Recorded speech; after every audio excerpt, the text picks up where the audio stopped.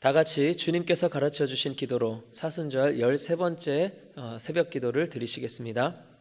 하늘에 계신 우리 아버지여, 이름이 거룩히 여김을 받으시오며 나라의 임하옵시며 뜻이 하늘에서 이룬 것 같이 땅에서도 이루어지리다. 오늘날 우리에게 일용할 양식을 주옵시고 우리가 우리에게 죄 지은 자를 사하여 준 것 같이 우리 죄를 사하여 주옵시고 우리를 시험에 들게 하지 마옵시고 다만 악에서 구하옵소서. 대개 나라와 권세와 영광이 아버지께 영원히 있사옵나이다. 아멘. 우리 다 함께 찬송가 382장 너 근심 걱정 말아라를 찬양하시겠습니다. 찬송가 382장, 동일 찬송가는 432장입니다.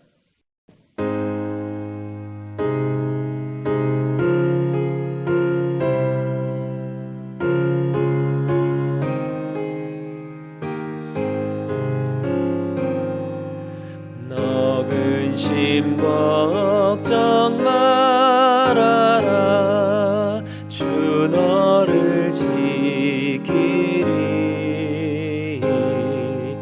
주 날개 밑에 거하라 주 너를 지키리 주 너를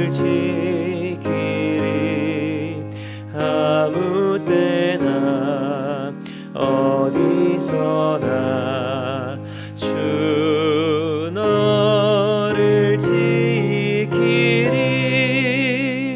늘 지켜주시리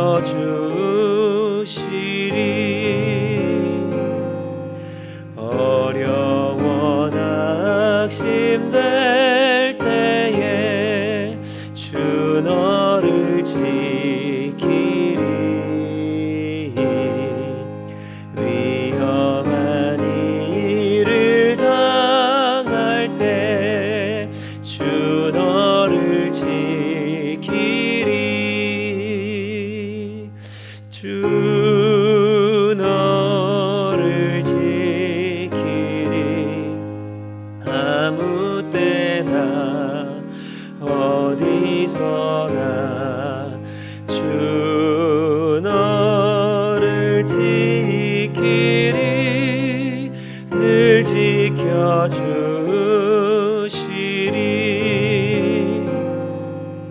너 쓸 건 미리 아시고 주 너를 지키리 구하는 것을 주시며 주 너를 지키리 주 너를 지키리 아무 때나 어디서나 주 너를 지키리 늘 지켜주시리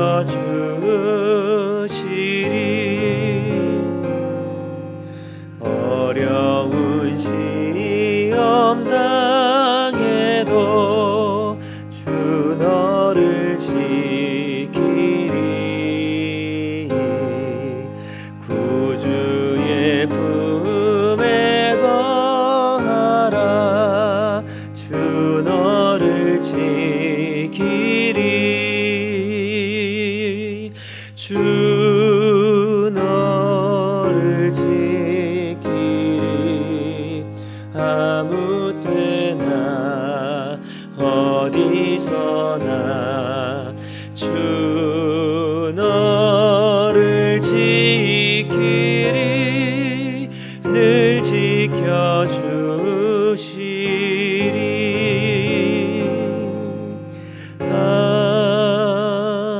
아멘.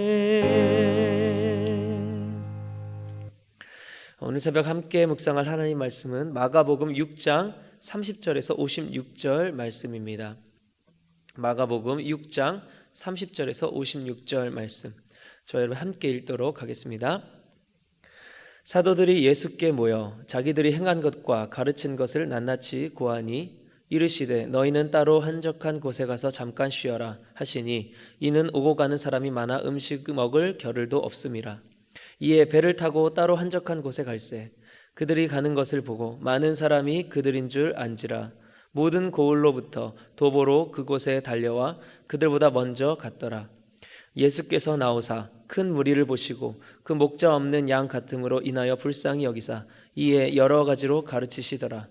때가 저물어 가매 제자들이 예수께 나와 여짜오되 이곳은 빈들이요 날도 저물어 가니 무리를 보내어 두루 촌과 마을로 가서 무엇을 사 먹게 하옵소서.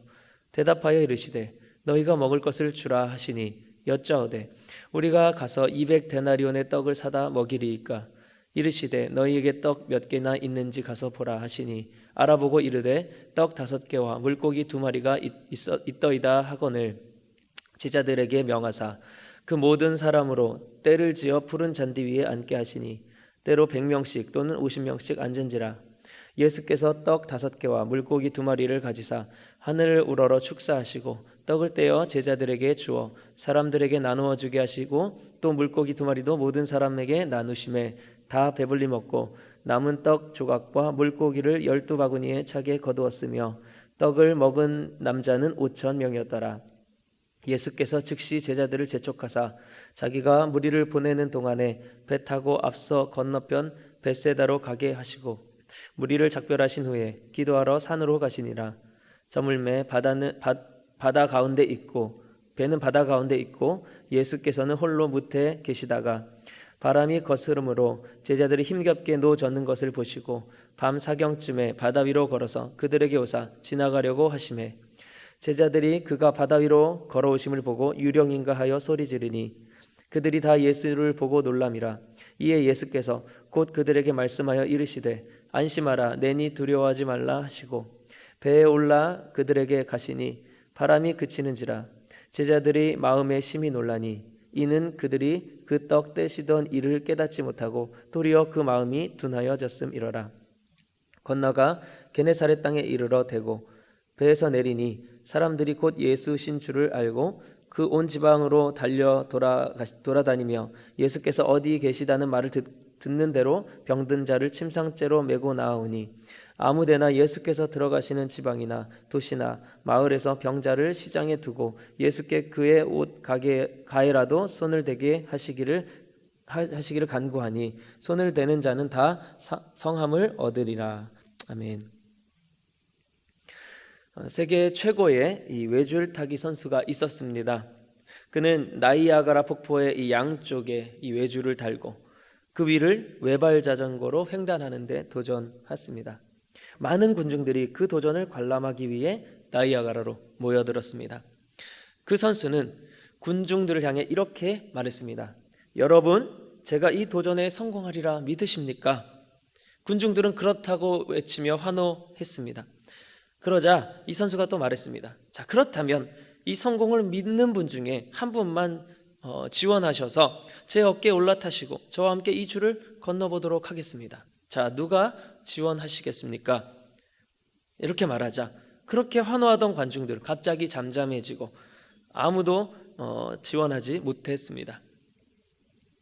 우리는 이 성경을 통해 믿음만 있다면 무엇이든 가능하다라고 그렇게 배웠죠. 그것은 이 믿음 자체가 능력이 있어서가 아니라 믿는 그 주체가 능력이 있기 때문입니다. 그리고 그렇게 믿는다는 것을 이 증명하는 이 행동은 이 믿음의 주체를 우리가 정말로 믿고 있다는 것을 보여줍니다. 믿는다고 말은 하면서도 행동이 보이지 않는다면 그것은 이 무엇이든 가능케 하는 믿음이 될 수 없는 것입니다. 예수님께서 겨자씨만한 믿음 있으면 산을 옮길 능력이 생긴다 말씀을 하셨는데 정말 그런 작은 믿음이 큰 능력을 보일 때 그렇다면 그 믿음의 크기가 더욱 크다면 도대체 이보다 더 얼마나 큰 능력이 나타나겠습니까? 오늘 말씀은 예수님께서 오병이어의 기적을 보이신 후 바로 그 직후에 이 풍랑 있는 바다에서 배를 타고 이 벳세다로 건너가는 제자들에게 예수님께서 무리를 걸어 오시자 그것을 보고 놀라는 제자들에게 안심하라 말씀하시는 장면이죠. 그리고 또 그 이후에 많은 병자들이 예수님의 옷자락이라도 만지려 예수님께 몰려 나오는 모습들을 보여주고 있습니다. 이 오병이어의 기적을 보고도 바로 그 직후, 그 기적을 경험한 직후에도 이 수면 보행하시는 예수님을 유령으로 착각했던 이 제자들의 믿음, 과연 얼마만큼의 크기였을까요? 52절에 그것은 그 제자들의 마음이 둔해졌기 때문에 오병이어의 기적을 보고도 믿지 못했다라고 이렇게 말씀을 하고 있습니다. 기적을 경험한 직후에 또 다른 기적을 보고도 믿지 못하는 것, 이것은 그 마음, 심령이 둔하여졌기 때문이라는 것이죠. 사실 이것은 오늘날 우리 신앙인들의 연약한 모습이기도 합니다. 하나님께서 베푸신 많은 기적과도 같은 일들을 우리 삶에서 경험을 했음에도 앞으로의 우리 삶의 하나님이 그렇게 하실 것에 대한 이 믿음이 부족한 것이죠. 출애굽 당시에 이스라엘 백성들이 그러하였던 것입니다. 홍해의 기적을 보고도 그 다음 광야에서의 기적을 신뢰하지 못했던 모습입니다. 자, 이것은 하나님의 능력을 의심해서라기보다 하나님의 사랑을 의심하기 때문입니다. 하나님께서 과거에 우리에게 그런 능력을 베푸신 이유는 우리를 사랑하시기 때문인데, 자, 미래에 그 능력을 베푸실 것을 믿지 못한다는 것은 하나님이 미래에는 우리에 대한 사랑이 식어버릴 것이다, 그것이 지속되지 않을 것이다 라는 그런 불신 때문인 것입니다. 그래서 하나님은 우리의 믿음 없음에 그렇게 크게 마음 아파하시는 것, 정말 믿는다면 그 사랑을 의심하지 않고 우리의 모든 삶의 미래들을 주님께 맡기는 그런 행동을 보여야 합니다. 말로는 믿는다 하면서 우리는 다른 곳에 보험을 들어두는 것, 이것이 우리의 연약한 현실인 것입니다. 이 겨자씨만한 믿음, 그것은 바로 그런 작은 믿음만 있어도 큰 능력을 나타낼 수 있다라는 말인데, 이 믿는다 하면서 믿음의 행동이 없으니 크던 작던 작은 믿음이라도 없으니 그 믿음이라도 가지라라는 말씀인 거죠. 믿음의 크기의 차이에 따라서 등급을 매기는 말씀이 아닌 것입니다. 믿음은 그저 믿음이 있던지 없던지 둘 중 하나입니다.